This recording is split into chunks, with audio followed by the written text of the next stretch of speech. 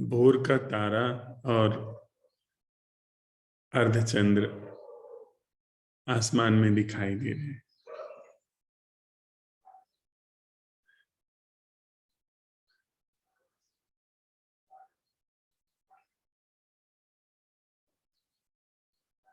माझी नदी की आवाज लगातार आती रहती है।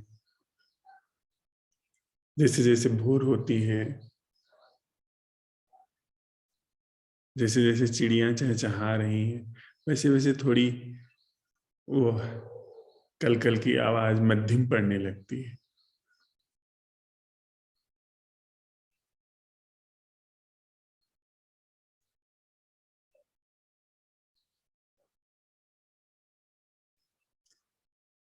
जैसे जैसे आम में बौर आ रहे हैं, वैसे वैसे पूरी हवा सुबह से ही महकने लगती है।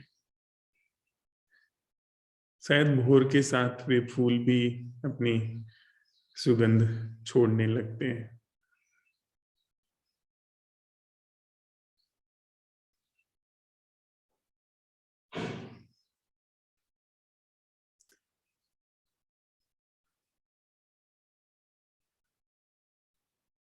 यहाँ बिल्कुल न तो ठंड है न तो गर्मी।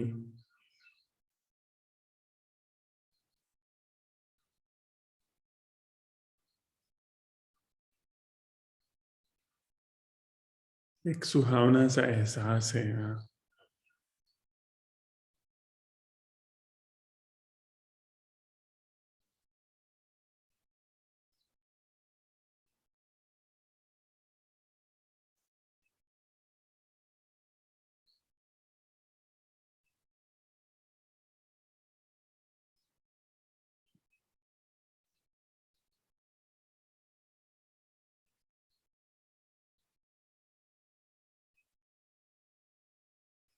वो अदरक तुलसी की ग्रीन टी पीते समय थोड़ी सी कसैली स्वाद की लगती है, लेकिन उसके बाद गला तरोताजा सा हो जाता है।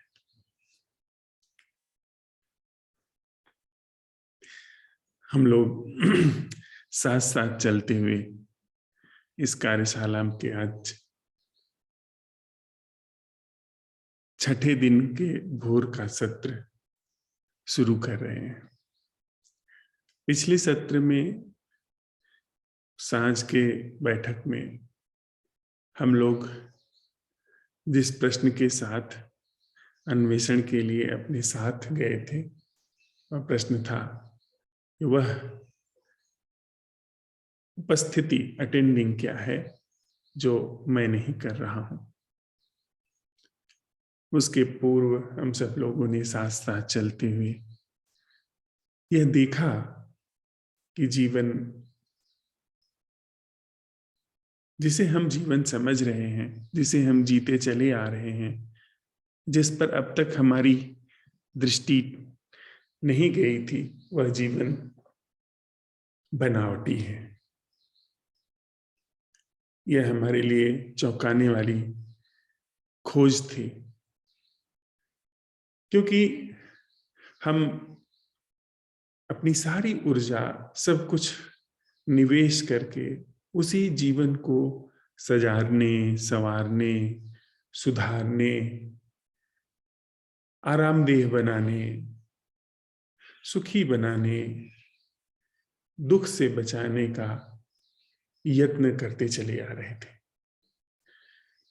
लेकिन अचानक जब अवलोकन हमने साथ साथ किया, उसके बढ़ते हुए दुखों को देखते हुए सुख की तथाकथित हल्की हल्की झलक को देखते हुए जो गंभीर संदेह उठा, जिसके लिए हम लोगों ने साथ साथ चलते हुए इसके सत्यापन में प्रवेश किया कि कहीं यह भ्रम तो नहीं है, यह दुख, यह पीड़ा, यह संताप, इन सब से भरा हुआ यह जीवन कहीं भ्रम तो नहीं है।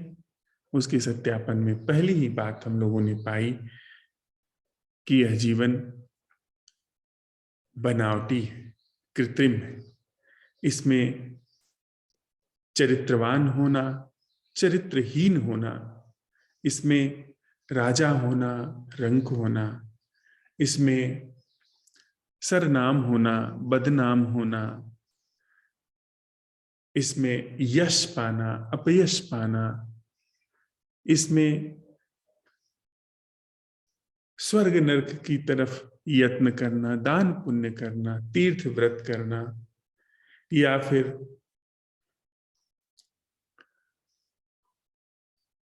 यावत जीवेत सुखम जीवेत ऋणम कृत्वा घृतम पिबेत, यह समझ करके खाओ पियो मौज करो जैसी स्थिति का, जैसी धारणाओं का अनुगमन करना, यह सब कुछ बनावटी है।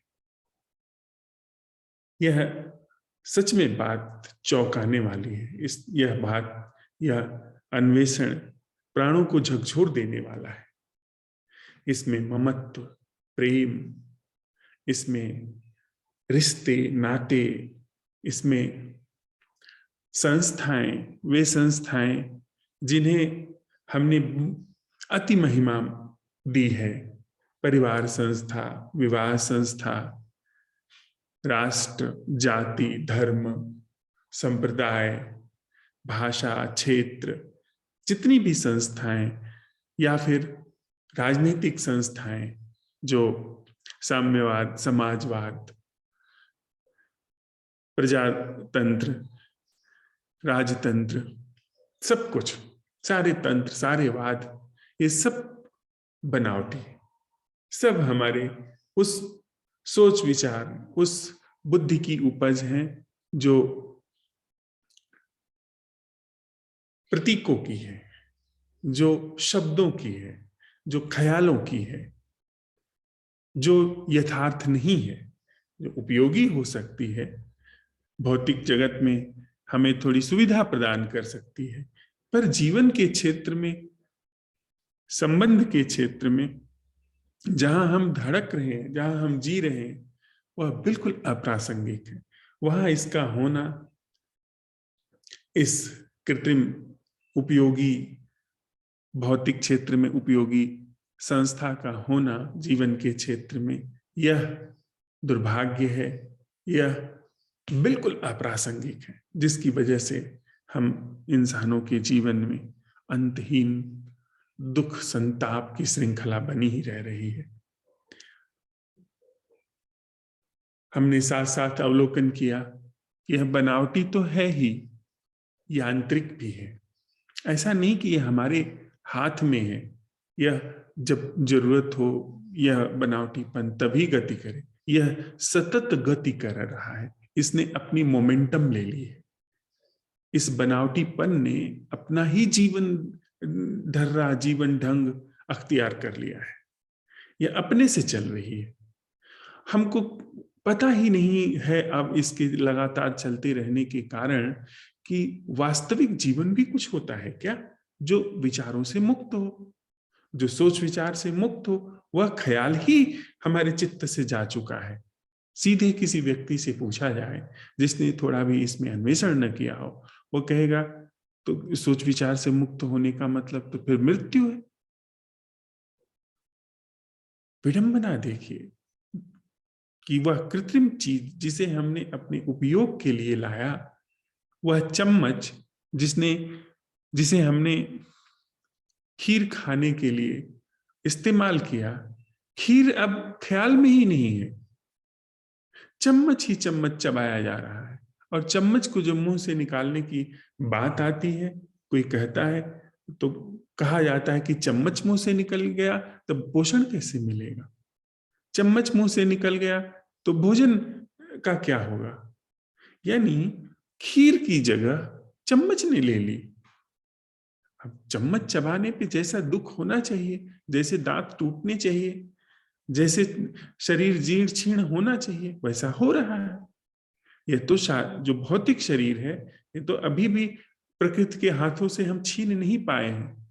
हम छीन नहीं पाए हैं कि रोटी से खून कैसे बनता है, कैसे हृदय गतिमान है, कैसे इस पूरी संस्था, ये पूरी जो मशीनरी है शरीर की, ये कैसे सूर्य से जीवन लेती है, कैसे आकाश में स्थापित होती है, कैसे यह श्वास लेती है, इसको हम अभी अपने नियंत्रण में नहीं कर पाए हैं। यह शुभ है, अन्यथा हम इसमें भी हस्तक्षेप कर दिए होते, यह सोच विचार इसमें भी हस्तक्षेप कर चुका होता।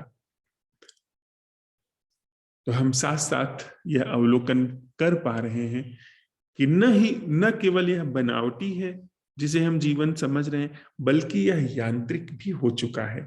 इसने वह स्थान रिप्लेस कर दिया है जो जीवन के यथार्थ रूप में होता। फिर हम लोगों ने साथ साथ चलते हुए और आगे अवलोकन किया कि यह जो बनावटी जीवन है और यह जो यांत्रिक जीवन है, यह जीने वाला मैं कौन हूं? मैं जो इस बनावटी जीवन को जी रहा हूं, यांत्रिक जीवन को जी रहा हूं, यह जीने वाला मैं क्या है? क्योंकि ऐसी एक हमारे अंदर समझ गहराई में काम करती है कि मैं इस बनावटी जीवन का जीने वाला हूं। यह हो सकता है कि मैं इस बनावटी जीवन का शिकार हो गया हूं, मैं इसमें इतना ज्यादा उलझ गया हूं कि मुझे पता नहीं है कि मैं बनावटी जीवन जी रहा हूं, लेकिन मैं पृथक हूं। जो अधिकांश धार्मिक संस्थाएं, धार्मिक आध्यात्मिक लोग कहते हैं कि हाँ, यह यांत्रिक है, बनावटी है, यह सब माया है, लेकिन जो जीने वाला है वह यथार्थ है, वह वास्तविक है, जो जानने वाला है वह वास्तविक है, वह सच्चा है। हम किसी को स्वीकार न करके हम इसका परीक्षण करने आगे चले हैं। हमने यह देखा, इसका पता लगाया कि हाँ, जीने वाला मैं तो हूं, और यह सब जो बनावटी जीवन है इसका मैं शिकार हूं। तो हम लोगों ने जो उसकी बनावट है, जो उस मेरी और मेरे द्वारा जिए जाने वाले यांत्रिक कृत्रिम जीवन की जो संरचना है, उसमें आंख खोली, उसमें गहराई से झांका। तो जो यांत्रिक बनावटी जीवन है और मैं, उसके मध्य का जो अंतराल है, जिसके आधार पर मुझे यह लगता है कि मैं अलग हूं और यह यांत्रिक जीवन मुझे ग्रसित कर लिए है, पर मैं हूं स्वयं वो, उसका भी हमने परीक्षण किया कि वह अंतराल क्या है उस यांत्रिक जीवन का और मेरे बीच। वह अंतराल क्या है जो मेरे जीवन का कारक है, जिसके कारण मेरे अंदर यह समझ है कि मैं इस यांत्रिक जीवन का शिकार हो रहा हूं। हमने पाया वहां कोई विभाजन नहीं है। वह विभाजन तिलिस्म है, झूठ है, मिथ्या है। वहां कोई विभाजन नहीं। वह एक मायावी तिलिस्म की तरह भास रहा है कि मैं अपने क्रोध से अलग हूं, मैं अपने दुख से अलग हूं। यह अन्वेषण, यह खोज मेरी पूरी जीवन चेतना को बुनियादी रूप से रूपांतरण की ओर ले गया। क्योंकि अब तक मेरा जीवन जिसे मैं जी रहा हूं, जो बनावटी जीवन जिसे हमने अभी खोज लिया, जिसका मैं शिकार हूं, यदि मैं उससे अलग हूं तो मैं उसके साथ कुछ कर सकता हूं। मैं उस क्रोध के साथ कुछ कर सकता हूं जिससे मैं अलग हूं। मैं उस विचार के साथ कुछ कर सकता हूं जिससे मैं अलग हूं। मैं उस महत्वाकांक्षा के साथ कुछ कर सकता हूं जिससे मैं अलग हूं। मैं उस संबंध में सुधार की या बनाए रखने की जुगत लगा सकता हूं जिससे मैं अलग हूं। लेकिन यदि मैं ही क्रोध हूं और मेरा और क्रोध के बीच में जो विभाजन है वह एक तिलिस्म था जिसका मैंने परीक्षण कर लिया, फिर क्रोध और मेरे बीच का यह जो विभाजन है ये दिखाई पड़ते ही सारे एक्शन सीज हो गए। क्योंकि सीधी सी बात है, मैं अपने पैर के जूते पकड़ करके खुद को नहीं उठा सकता हूं। जूते का फीता पकड़ करके मैं चाहूं खुद को उठा लूं, संभव नहीं है।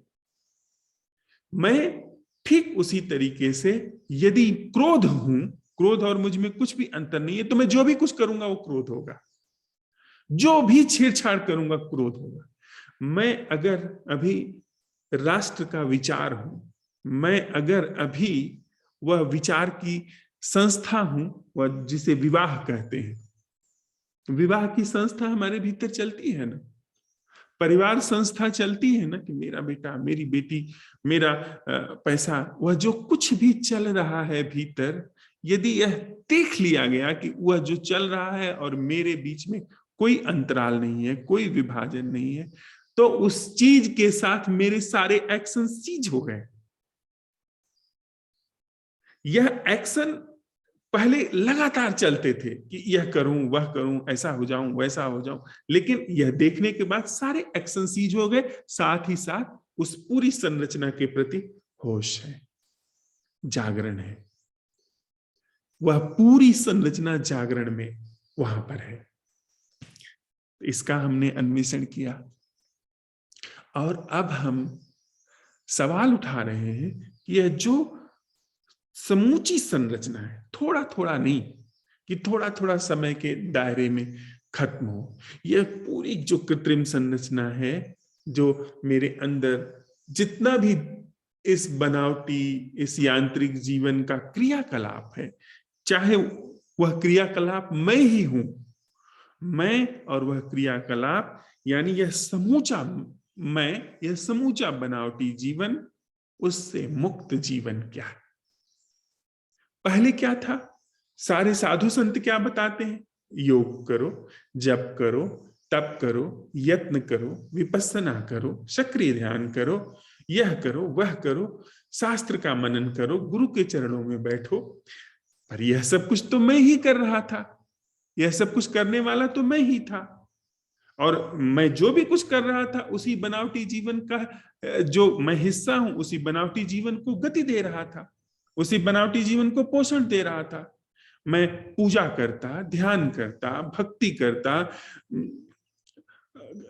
कीर्तन भजन करता, पर कर तो मैं ही रहा था। हो सकता है उससे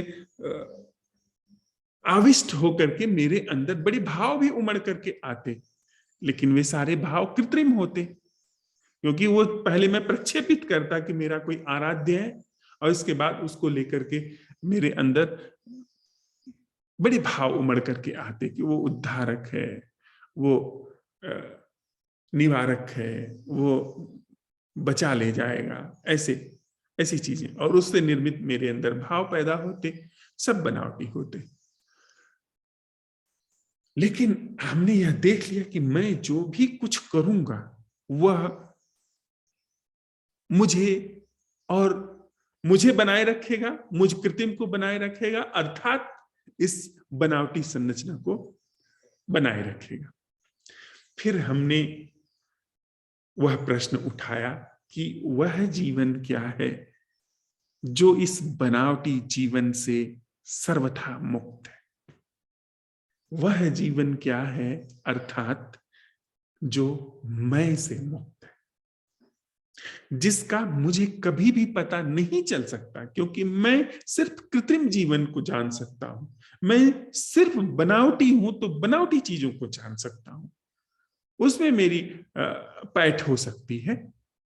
प्लास्टिक का एक फूल जो सच्चे गुलाब का फूल है, उसकी पंखुड़ियों के रस के विषय में कैसे जानेगा? वे जो पंखुड़ियों में छोटी छोटी नलियां गई हैं रस की, जो धार गई है रस की उन पंखुड़ियों में, जो जीवंतता फैली है, जो गंध उमड़ रही है, उसको एक प्लास्टिक के फूल का पत्ता कैसे जानेगा? उसकी जो पंखुड़ी है प्लास्टिक के फूल की कैसे समझ सकती है? इसलिए प्लास्टिक के फूल ने सवाल उठाया कि वह जीवन क्या है जो मुझ बनावटीपन से मुक्त है। यह अंतिम महिमा है मैं की। यही कहने वालों ने कहा, अपना दिया खुद बनो, अपदीपो भव, अर्थात कि मैं कोई दिया नहीं जलाने जा रहा हूं, मैंने यह देख लिया कि मैं बनावटी हूं, मैं कृत्रिम हूं, मैंने यहां से प्रश्न का दिया जला दिया, मैं प्रश्न के दिए की बाती बन गया, मेरे सारे एक्शन सीज हो गए। और वहां से मैंने ये सवाल उठाया कि वह जीवन क्या है जो मैं से मुक्त है।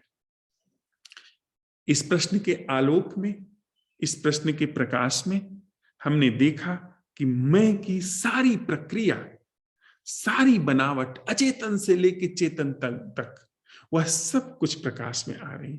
पीड़ादायक है, दुखदाई है, क्योंकि ऐसी चीजें उभर करके आ रही हैं, अब हमारे ऐसे चेहरे निकल करके आ रहे हैं जो कि बड़े पीड़ादायक है, बड़े दुखदाई है। हमें अपनी बनावट दिख रही है। ऐसा नहीं था कि वो पहले नहीं थी पर हमें नहीं दिखाई पड़ती थी।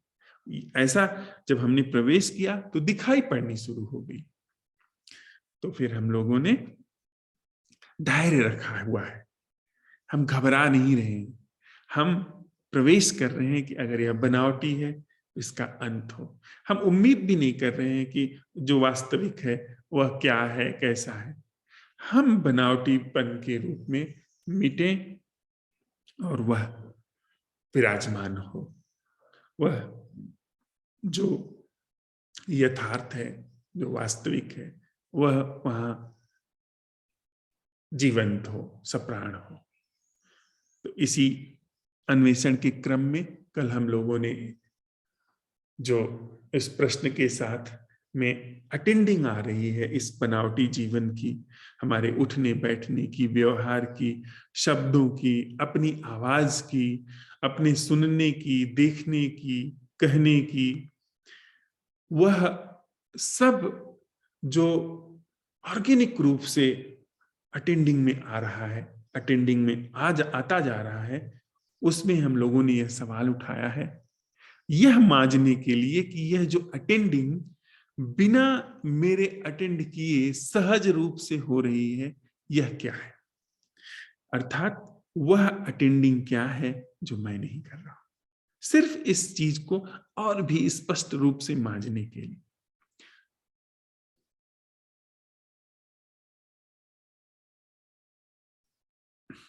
हम पहले अटेंड करते थे, कोई अतिथि आता था तो उसे अटेंड करते थे, कुछ जब दुख आता था तो उसे अटेंड करके उसके साथ कुछ करते थे। लेकिन अब पहले से यह अंतर हुआ है कि अब जो अटेंडिंग हो रही है वह अटेंडिंग प्रोग्राम्ड नहीं, वह अटेंडिंग कुछ हासिल करने के लिए नहीं। हमारा अतिथि आता था तो उसको हम इसलिए अटेंड करते थे अच्छी तरह से, उस सारे जो हमारे सिखावने उससे, क्योंकि हमको पता था कि यह अतिथि हम मेरे किस काम आने वाला है, इससे क्या पुराना नाता है, फिर कल हम इनके घर जाएंगे तो ये हमें अटेंड करेंगे, वो सब व्यवस्था भीतर बनी हुई थी। अब जो अटेंडिंग हो रही है उसमें भीतर से लेकर के बाहर तक जो भी कुछ है वह बिना बिना किसी कारण के अपने आप ऑर्गेनिक रूप से अटेंड हो रहा है। पहले की अटेंडिंग में हम संकल्प लेते थे, चाहे उसे ध्यान ही कहें, कि हम जो भी करेंगे होश पूर्वक करेंगे, उसमें होश पूर्वक करने वाला होता था। पर इस अटेंडिंग में कोई करने वाला नहीं है। इस यह अटेंडिंग अपने आप उस अन्वेषण के क्रम में है, उस अन्वेषण के साथ है जो कि हमारा प्रश्न कर रहा है कि वह जीवन क्या है जो मैं से मुक्त है। तो मैं चाहूंगा कि सब लोग जो अवलोकन हम लोग साथ साथ करते चले हैं, जिस अवलोकन के साथ कल हमने विदा ली थी, उसको फिर यहाँ निसंकोच रूप से रखें। अनिल जी। नमस्ते सर। नमस्ते। आज तो उजाला काफी हो गया है। हाँ जी। रोज जल्दी आ जाता था नंबर, आज थोड़ा लेट हो गया। हाँ। तो काफी उजाला हो गया है, हवा बिल्कुल ठहरी हुई है, पेड़ बिल्कुल ऐसा शांत है, एक पत्ता भी नहीं हिल रहा है, बिल्कुल शांत। पर ठंडक है सर, माहौल में ठंडक है।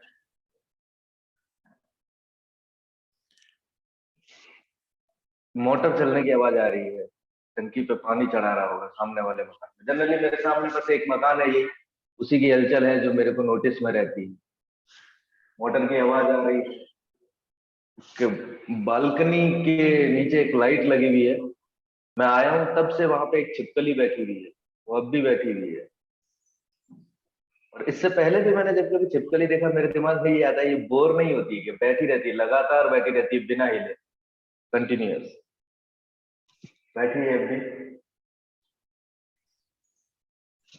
चिड़िया अब भी चहचहा रही है सर, लगातार चहचहा रही है।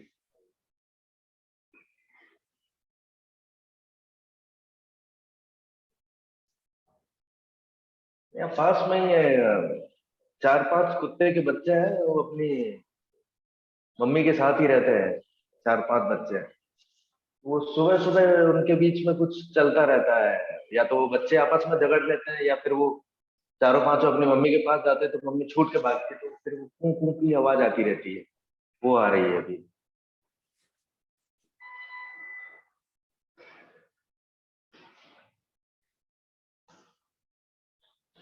पंखे की आवाज आ रही है, हवा लग रही है पंखे की।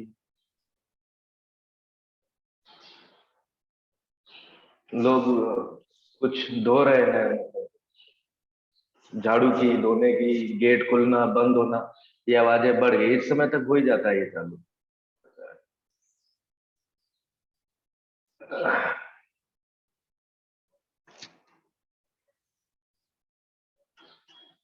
इन दिनों सर ऐसा हो रहा है, और कि एक मतलब कल रात की ही बात नहीं है, 4-5 दिन से, मतलब ये कार्यशाला चालू हुई है तब से ऐसा हो रहा है कि थॉट प्रोसेस तो बहुत हो गया है, खूब सारे विचार जो है घूमते रहते हैं।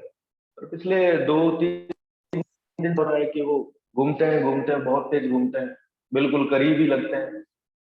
फिर वो मालूम नहीं सर क्या हो रहा है, वो एकदम थोड़े से एकदम दूर से लगने लग जाते हैं कि अभी ये दूर हो गया,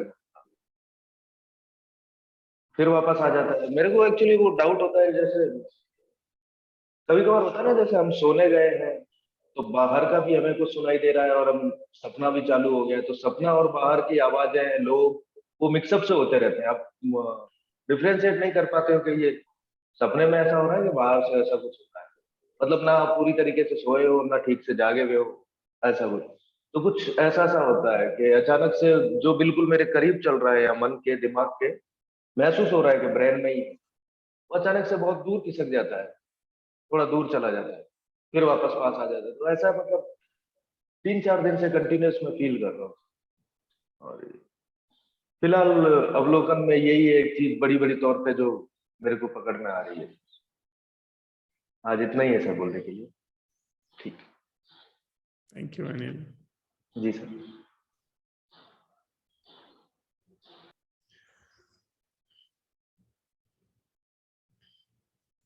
अमित? अमित नहीं है। अच्छा, स्वामी जी?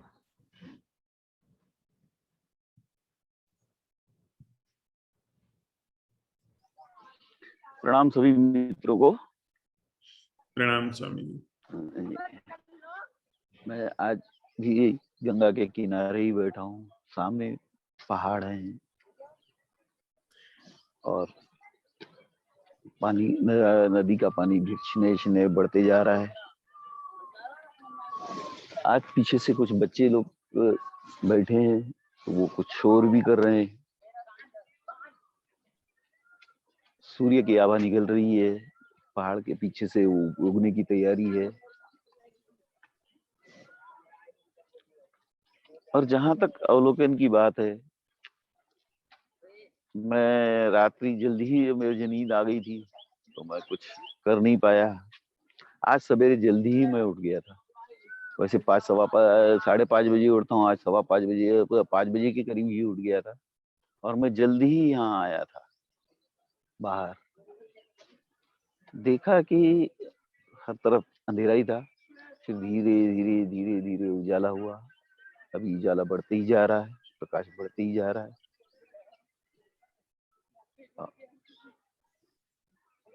और बस अभी इतना ही।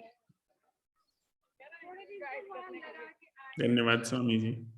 एक हाँ, एक चीज है, मेरे को यहाँ पे ठंड महसूस हो रही है आज, 2-3 दिन से इतनी ठंड नहीं लग रही थी, आज मेरे को थोड़ी सी ठंड महसूस हो रही है। पता नहीं कि मेरे को ठंड लग रही है या वाकई में ठंड बढ़ गई है, मैं इसका भी निर्णय नहीं कर पा रहा हूँ। क्योंकि कई लोगों को देख रहा हूँ बिना जैकेट बिना इसके चल रहे हैं, तो मुझे ऐसा लगता है कि शायद मुझे ही ठंड महसूस हो रही है, दूसरों को नहीं। आपके पीछे आम में बौर आए हैं। हाँ हाँ, बहुत बौर आए हुए हैं पीछे ऊपर, और आसपास में है वृक्ष, पेड़ है, थोड़ी दूरी दूरी पे है। मैं ऐसी जगह बैठा हूँ जहाँ पास में कोई ऐसा वृक्ष नहीं है, पेड़ नहीं है। Thank you. चंद्रमा भी अभी धूमिल होते जा रहा है, जो प्रखर था पहले, सवेरे आया था तो।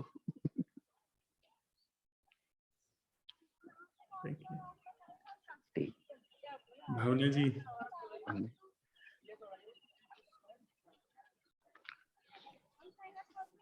जी प्रणाम भैया, नमस्ते। सभी को सुप्रभात और प्रणाम।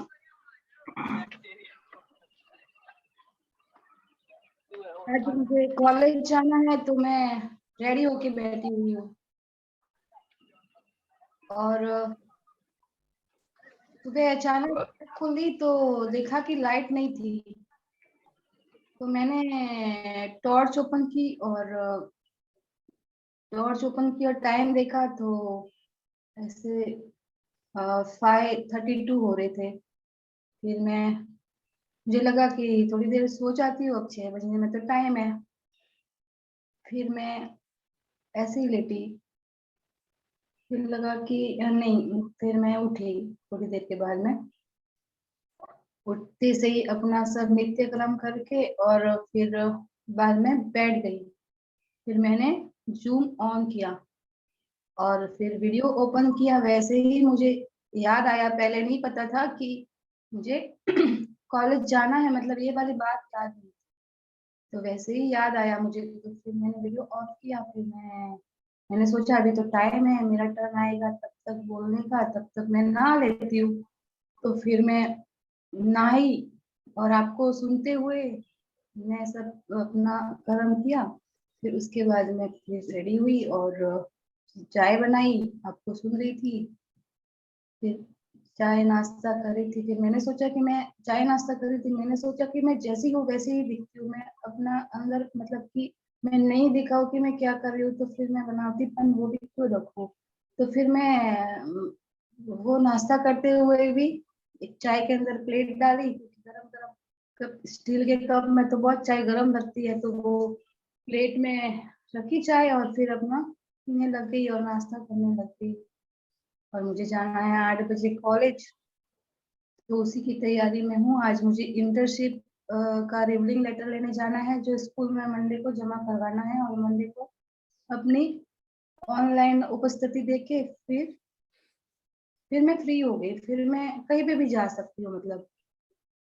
और मन की स्थिति तो ये थी कि मैं उस प्रश्न के साथ में थी, रात को भी थी, कि वह अवलोकन क्या है जो मेरे संपूर्ण यांत्रिकता से जगा हुआ है।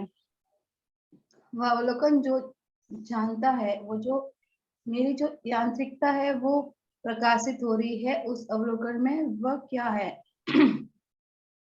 मैं वो जो प्रश्न है, वह जीवन क्या है जो मैं से मुक्त है, इस प्रश्न के साथ उसको साफ करते हुए, उसको मासते हुए, वो अवलोकन क्या है, मतलब कि वो जो प्रश्न है उसके साथ में उद्घाटित होता है। तो मेरे मन में ये था रात को, और फिर मैं सोई। फिर जो मेरे दिन में जो मैंने काम नहीं किया था, जो मुझे करना था, तो मैंने देखा कि रात को मतलब कि स्वप्न में मैं वो कर रही थी। जैसे कि मेरे एक मतलब कि मासी का लड़का है, वो गूंगा बहरा है, और उसकी मम्मी पापा की तो डेथ हो गई है। तो वो मेरे भैया के शॉप पे गया था, वहाँ पे मुंबई ठाकुर कॉम्प्लेक्स।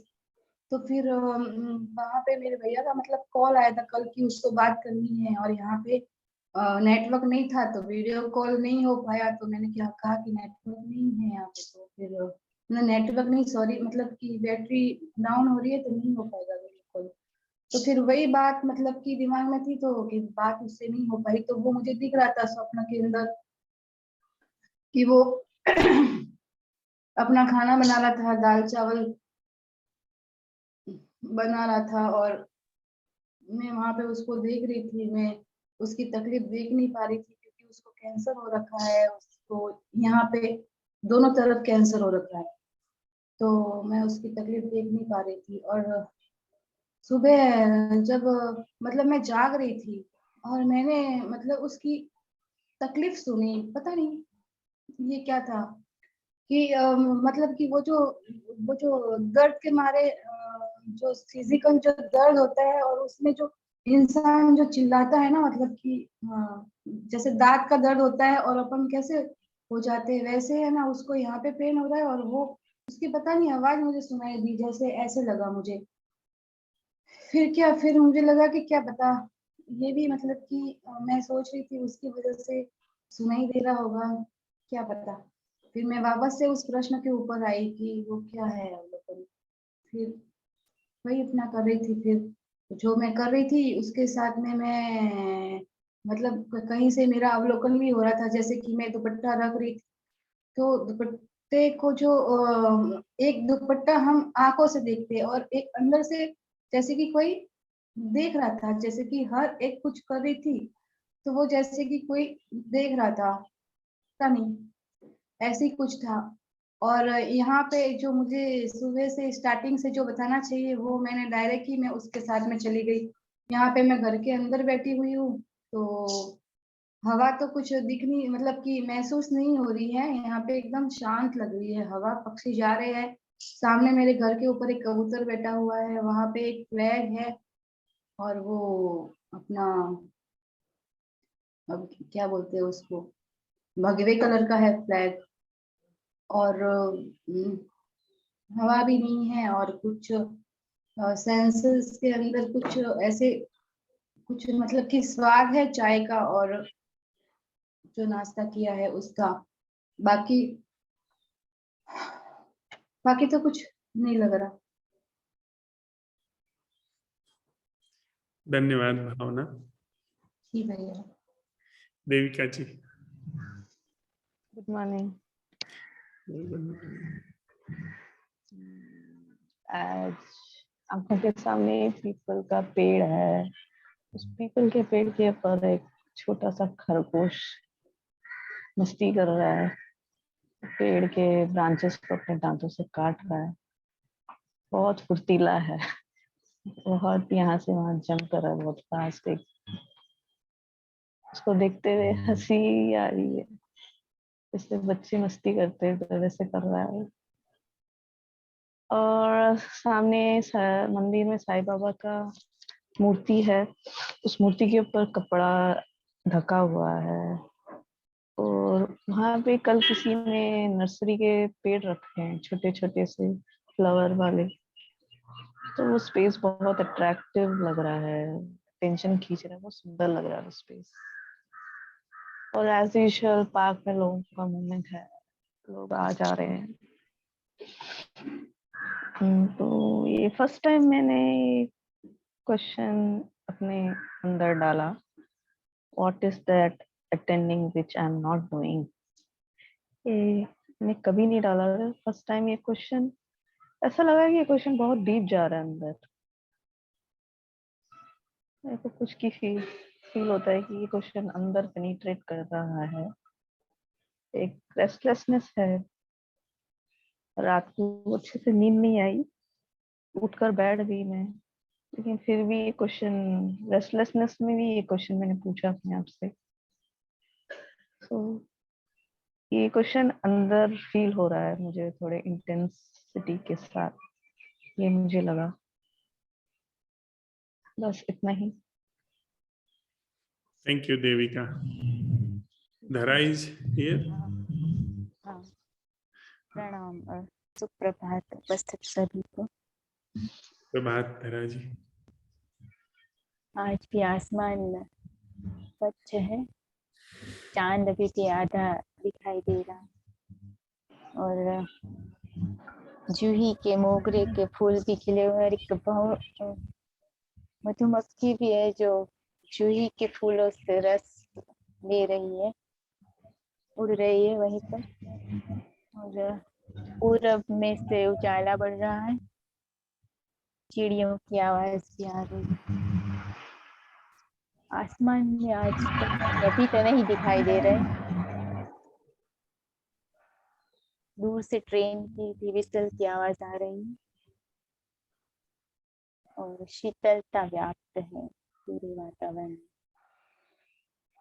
और प्रश्न जो था कि वह अटेंडिंग क्या है जो मैं नहीं कर रही हूँ, तो मुझे पता नहीं था ये प्रश्न, पर कल सांझ के सत्र में मैं नहीं थी, पर तो वह प्रश्न जो मैं से मुक्त जीवन क्या है, सिर्फ फिर उस पर ध्यान आता था कि वह जीवन क्या है जो मैं से युक्त है। तो जो मैं से युक्त जीवन है, उससे दिखाई दे रहा था कि मैं जब उसको अनुकूल परिस्थितियां होती है तो उसमें मैं पूरा डूब जाता है, पर जब उस मैं को विपरीत उसको अनुकूल स्थिति न हो तो तब मैं उनका थोड़ा उससे पलायन तो नहीं करता, पर तो तब पूरा उसका जो ऐसा लगा कि अवेयरनेस थोड़ा बढ़ जाता है जब मैं को अनुकूल स्थितियां न हो तो। और अटेंडिंग का ही कल ऐसा लगा कि बस अटेंडिंग ही करना है जो हो रहा है उसको। तो फिर जैसे कि अभी यह प्रश्न उठ रहा है कि वह कौन है जो यह कार्यशाला शिविर अटेंड कर रहा है, ऐसा क्या है जिसके कारण शब्द सुनाई दे रहे हैं, और वह शब्द जो बोले जा रहे हैं वह कैसे निकल रहे हैं, क्या शब्द निकल रहे हैं। तो अभी ऐसा हो रहा है। फिर वो जो मैं तो बहुत गहरा है, और जब जो होता है तो तब यांत्रिकता भी होती है, और फिर होता है कि ये सारी यांत्रिकता किससे है, तो फिर उसका अटेंडिंग आता है, फिर बीच में छूट भी जाता है।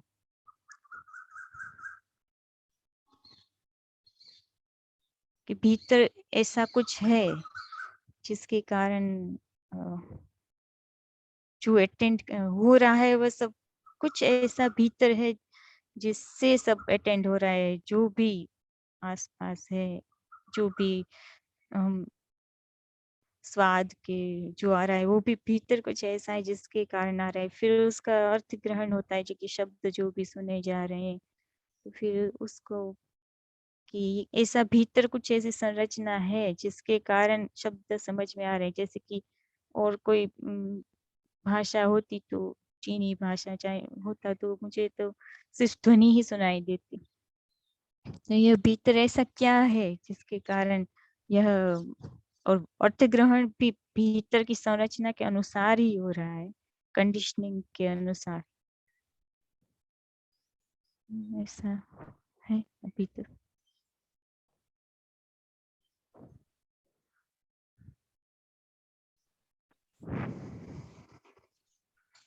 धन्यवाद धरा।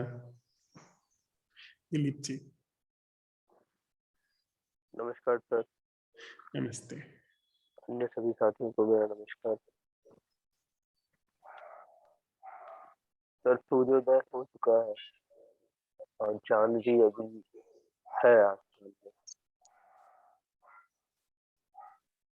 पक्षी उड़ रहे हैं, हल्की हल्की हवा चेहरे से छू रही है, शांत वातावरण है।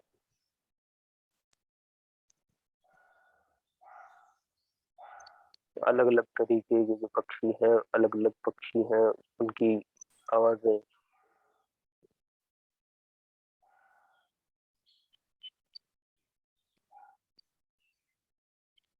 सर कल से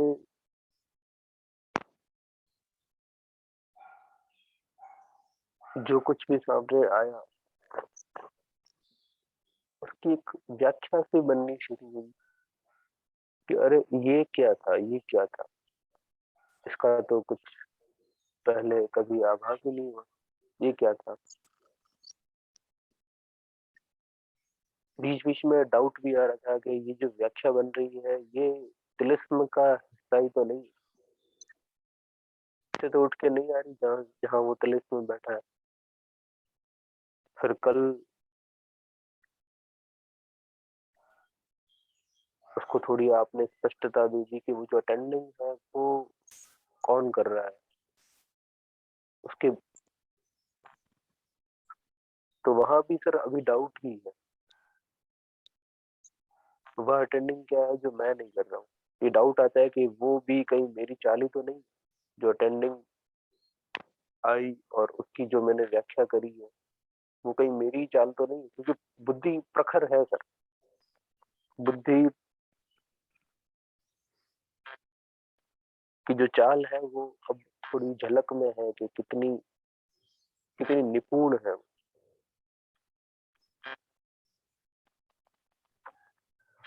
तो सर वो व्याख्या भी डाउट में है, अभी मेरे पास यही है सर। सुनने के लिए धन्यवाद।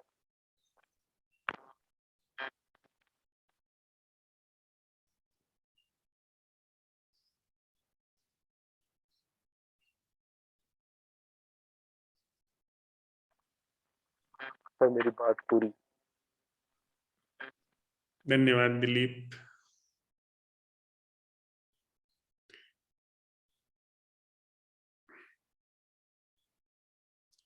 रंजीता।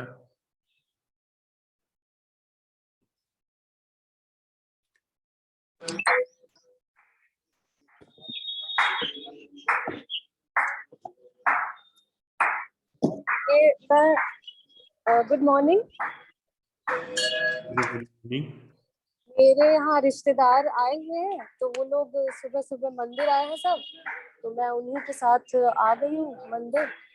वो जो मेरे रिश्तेदार हैं वो यहाँ पे भगवान जी का यहाँ बैठे हैं मस्जिद में, और ये पंडित जी हैं, प्रणाम पंडित जी। और एक रिश्तेदार है वो भगवान राम का भजन कर रहे हैं, तो भगवान राम का मंदिर है। और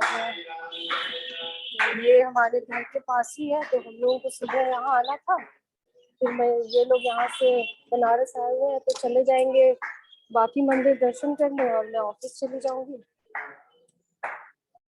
और बहुत ही सुंदर है ये जगह, बहुत ही शांत और सुंदर जगह है। मेरा दिन बहुत अच्छा नहीं, मेरा प्रश्न है जो आपने बोला था जो मुझसे मुक्त है, उस प्रश्न के साथ मैं बनी रही, लेकिन उसके साथ साथ अभी उत्तर तो मुझे नहीं मिला है सच। बस अभी जो सामने चीजें होती जा रही है मैं उनको करते जा रही हूँ, और वो बीच बीच में भूल भी जाती हूँ, पर ठीक है। वो जैसे ही सामने कुछ ऐसा इम्पोर्टेंट जैसा कुछ नहीं होता है तो वो अपने से ही वो प्रश्न अपने आप दिमाग में आ ही जाता है। तो यही है।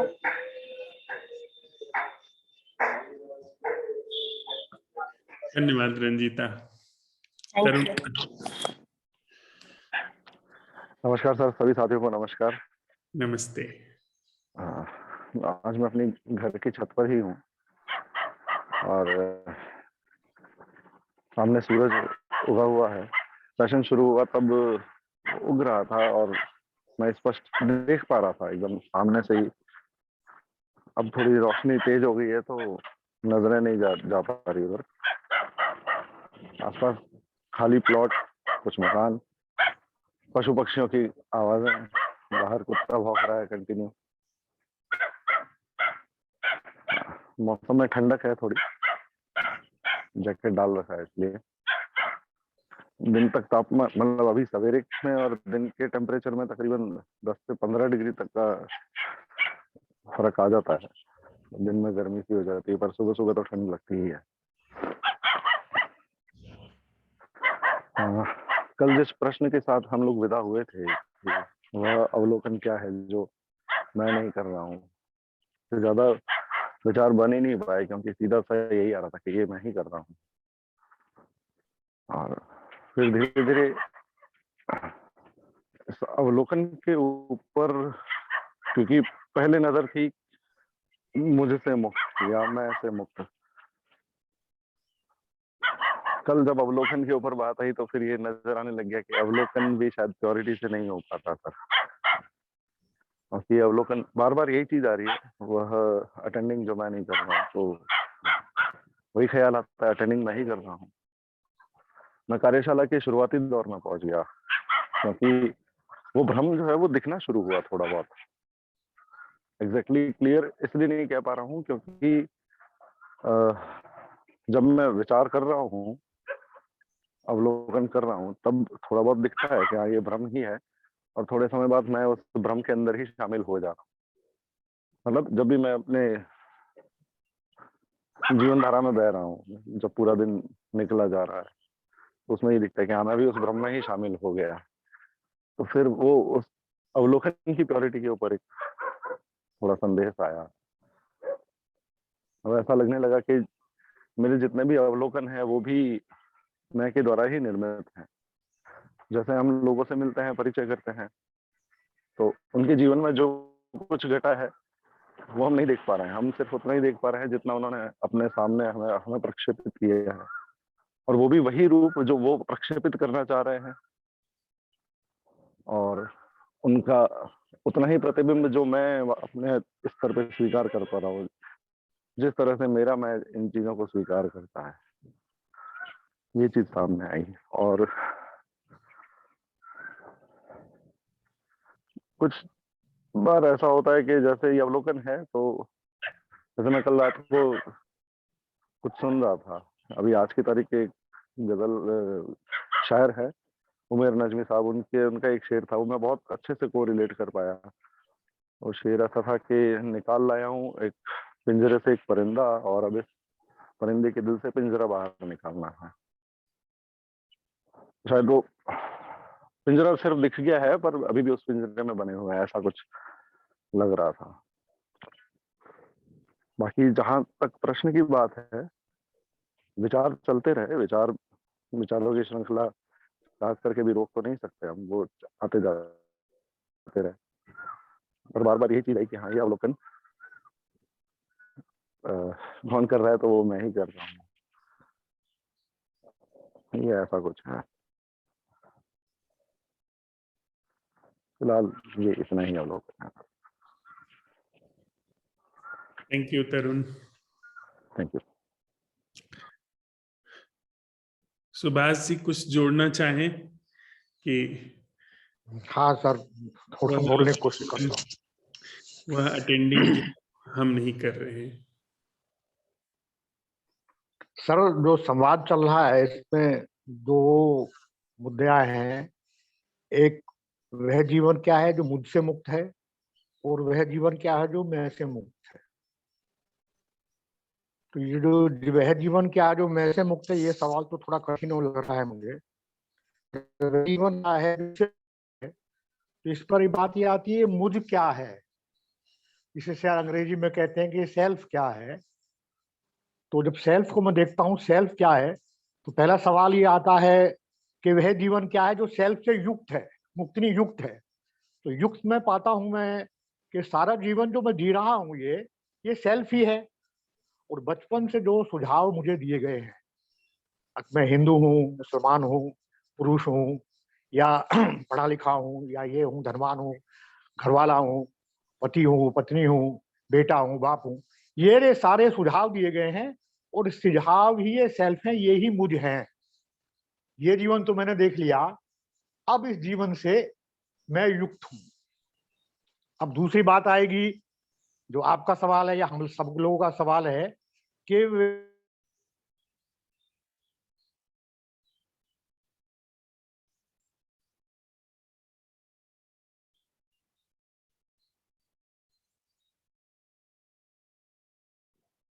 सुभाष जी आवाज नहीं आ रही है आपकी, आप वीडियो ऑफ कर दीजिए। मालिक है। हाल आवाज आ रही है सर? अभी आई है, वीडियो ऑफ कर दीजिए तो शायद ठीक से अच्छा। हाँ सर, अब आवाज आई सर? हाँ, अब बोलिए। हाँ तो मैं ये कहना चाह रहा हूँ कि मेरा सवाल अभी पहला ये है कि वह जीवन क्या है जो सेल्फ से युक्त है या मुझसे युक्त है। तो उसे मैं पाता हूँ कि सारा मेरा जीवन जो सेल्फ से युक्त है, मैं पति हूँ, मैं पत्नी हूँ, मैं धनवान हूँ, मैं पढ़ा लिखा हूँ, मैं पुरुष हूँ, मैं हिंदू हूँ, मैं इंडियन हूँ, ये सारे जितने भी सुझाव हैं, जितनी भी संस्थाएं हैं, उनसे युक्त पाता हूँ और वही मेरा सेल्फ है। अब सवाल जो डाला संवाद में जो चल रहा है, वह जीवन क्या है जो सेल्फ से मुक्त है। तो मुझे ये परीक्षण करना पड़ेगा, जिसको मैं सेल्फ से युक्त जीवन मान रहा हूँ, जिससे युक्त होना चाह रहा हूँ, उस सेल्फ का तो परीक्षण करूं मैं, सेल्फ है क्या।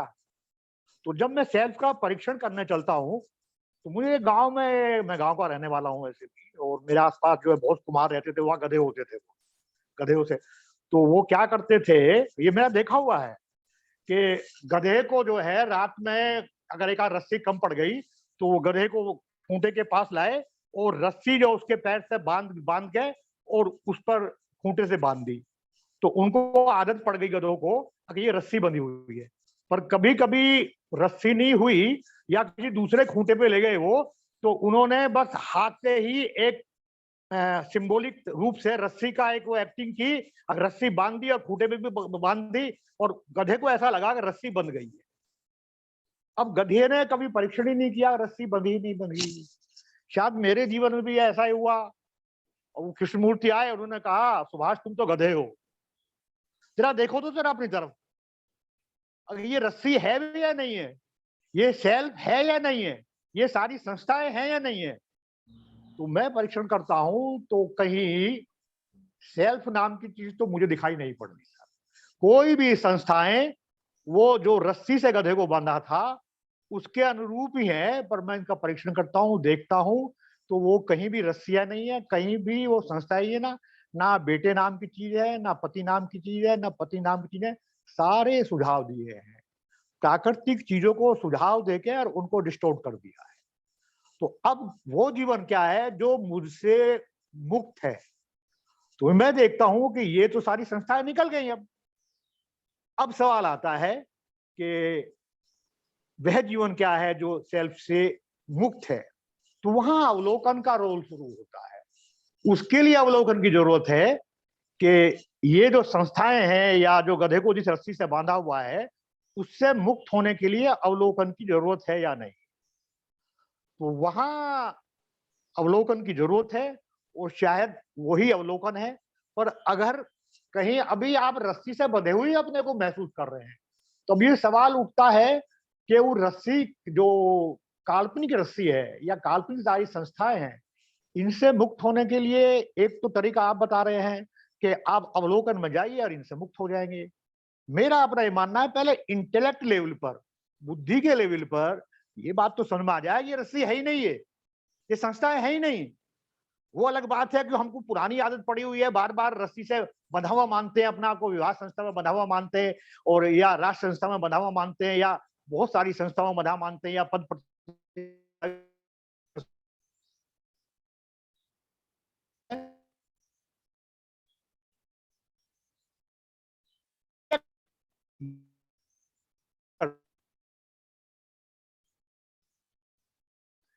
सुभाष जी आवाज नहीं आ रही। नहीं आ रही फिर आवाज, बीच बीच में कट रही है। सर तुम मेरी पूरी आवाज ये अभी लास्ट के कुछ छूट गए।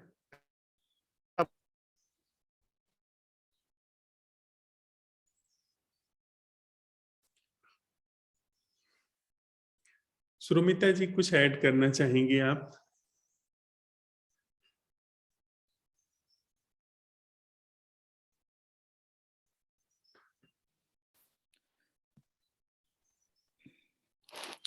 जी हाँ अब आ रही है आवाज मिस? हाँ अब आ रही है।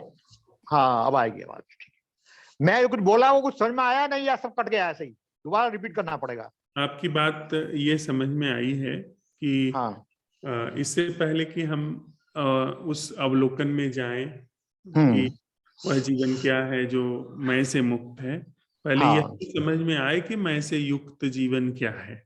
हाँ ये बात ठीक सर। हम्म, तो पहले ये जाए मैं से युक्त जीवन या सेल्फ से युक्त जीवन या मुझसे युक्त जीवन क्या है। जी तो जब इस पर जाएंगे तो परीक्षण करना पड़ेगा कि ये सेल्फ क्या है, ये सेल्फ वाकई में एग्जिस्ट करता है या नहीं करता है, या ये काल्पनिक है। तो इसका परीक्षण करें हम। अब जो सेल्फ है सारी संस्थाओं से युक्त है, वही तो सेल्फ है। मैं इंडियन हूँ, मैं हिंदू हूँ, मैं मुसलमान हूँ, मैं पति हूँ, मैं पत्नी हूँ, मैं बेटा हूँ, मैं पढ़ा लिखा हूँ, मैं इंजीनियर हूँ, मैं डॉक्टर हूँ, मैं आईएएस हूँ, मैं पीसीएस हूँ, मैं क्लर्क हूँ, मैं चपरासी हूँ। ये सारे जो सुझाव दिए गए हैं, जो नाम दिए गए हैं, सारा यही सेल्फ है। अब इनका परीक्षण करना, ये सुझाव है या काल्पनिक है, कि ये वाकई में कुछ चीजें एग्जिस्ट करती हैं। ये व्यवस्था के लिए तो ठीक है। इसमें एक कहानी में शायद आपने सुनी नहीं, मैं सुनाने की कोशिश की थी। मैं गांव का रहने वाला हूँ, हाँ, वो वहां बहुत सुन ली सर बात। तो वो जो काल्पनिक रस्सी है सर, जब गधे ने, कृष्णमूर्ति ने आकर कहा सुभाष तुम गधे हो और तुम्हें रस्सी नहीं दिखाई दे रही है, संस्थागत रस्सी जो है, और तुम अपने को पति, बेटा, पुरुष, इंजीनियर, डॉक्टर माने बैठे हो, इसका परीक्षण करो, तुम हो नहीं हो, तुम्हारे अंदर है क्या। तो मैं पाता हूँ वो काल्पनिक रस्सी, काल्पनिक संस्थाएं कहीं नहीं है। तो मेरा कहना है कि इंटेलेक्चुअल लेवल पर पहले ये बात समझ में आ गई कि सारी संस्थाएं कहीं एग्जिस्ट नहीं करती है। ना मैं बाप हूं, ना मैं बेटा हूं, ये सारे मुझे नाम दिए गए, सुझाव दिए गए हैं। ना मैं पति हूं, ना पत्नी हूं। पति पत्नी का, एक स्त्री पुरुष का एक नेचुरल रिश्ता है, वो प्रकृति ने दिया है, और उसको किसी बताने की जरूरत नहीं है तुम पति बनो, पत्नी बनो, और तभी जब तुम जो है कोई बायोलॉजिकल तुम्हारी रिएक्शन एक्शन होगी, उसकी किसी को जरूरत नहीं है, वो नेचुरल दी हुई है, वो पता चल जाता है सबको, जैसे किशोर अवस्था में आते हैं बच्चे। तो मेरा ये कहने का मतलब है, पहले जब मैं ये समझ जाऊं कि ये काल्पनिक संस्थाएं नहीं है, और ये इंटेलेक्ट लेवल पर मुझे इसकी समझ हो जाए, इसकी अंडरस्टैंडिंग हो जाए, जैसे उस गधे को अंडरस्टैंडिंग हो गई, अब मुझे रस्सी काल्पनिक है ये, तो वो कभी नहीं बंधाएगा, चल देगा वहां छोड़ के। तो वो काल्पनिक रस्सी है, खत्म हो गई है, टूट गई है। अब अवलोकन का रोल आता है। तो इसमें दो बात है, एक तो डायरेक्ट अवलोकन करूं मैं और सारी संस्थाओं को देखें, तो उससे भी समझ में आ सकता है कि ये सारी संस्थाएं ये काल्पनिक हैं, और ये सारा सेल्फ काल्पनिक है, सेल्फ नाम की कोई चीज नहीं है। दूसरा ये कि पहले इंटेलेक्ट लेवल पर समझ लें इसको हम। अब ये सेल्फ नाम का है ही नहीं, क्योंकि लॉजिकल बुद्धि है हमारी, इंटेलेक्ट बुद्धि है, हम लॉजिक से काम करते हैं, तो हमको दिखाई दे रहा है, जैसे सामने मुझे टेबल दिखाई दे रही है, ये किताबें दिखाई दे रही है, ये रैक्स में सारी अपने यहाँ, बट सेल्फ नाम की कोई चीज नहीं दिखाई दे रही। बात खत्म हो गई। फिर अब अवलोकन ज्यादा कारगर हुआ, और फिर अवलोकन फिर अंदर की चीजों को, वो जीवन क्या है जो सेल्फ से मुक्त है या मैं से मुक्त है, तो उसको देखने का तब नंबर आएगा। ये पहले सेल्फ तो डिजोल्व हो, वो कहीं फिर उसका फ्लावरिंग होगी, जो कुछ होगी सर।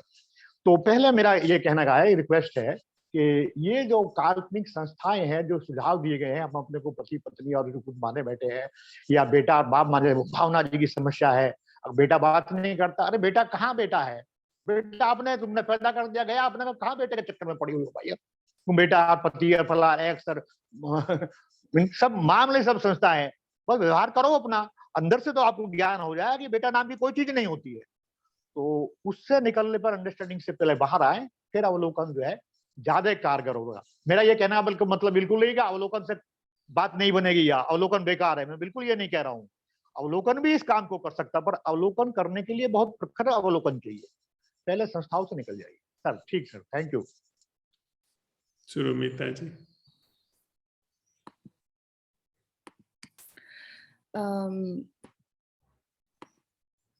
बाहर की सोसाइटल जो कंडीशनिंग है, उसका संस्थागत चीजों को अंडरस्टैंड इंटेलेक्चुअली करके उससे मुक्त होना एक बात है, पर ये सब कुछ से इफेक्टेड होना बाहर के संस्थाओं का एक बहुत बड़ा अंदर की संस्था जो जन्म देता है, उससे